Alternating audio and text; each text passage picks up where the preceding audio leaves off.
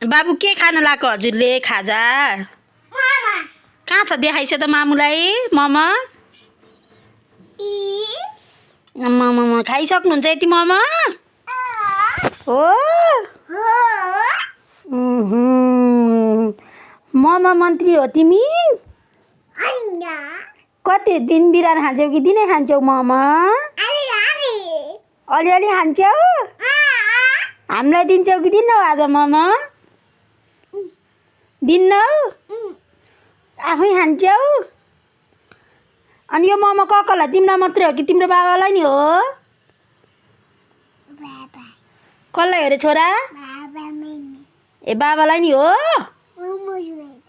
ल खाऊ है त ज्ञानी भएरस्